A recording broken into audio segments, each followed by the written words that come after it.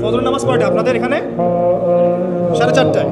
4টা বা 4:45টায় ওঠার চেষ্টা করতে হবে। আল্লাহ পাক তৌফিক দান করুন। ওযু ইস্তেনজা করার পরে মিনিমাম 2 থেকে 4 রাকাত নফল নামাজ পড়বে। মিনিমাম 2 থেকে 4 রাকাত নফল নামাজ পড়বে। আমরা জানি যে আমরা নবী সাল্লাল্লাহু আলাইহি ওয়াসাল্লামের মতো তাহাজ্জুদ করতে পারবো না।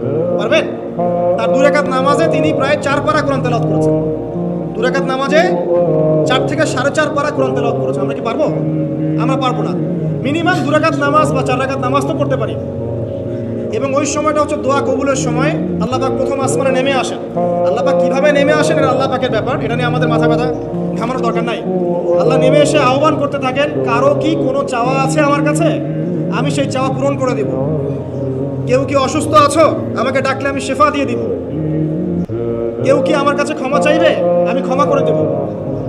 কেউ কি আমাকে ডাকবে, আমি তার ডাকে সাড়া দেবো। এভাবে ফজর পর্যন্ত আল্লাহ পাক আহ্বান করতে থাকেন, কিন্তু আমরা আসলে ঘুমিয়ে থাকি।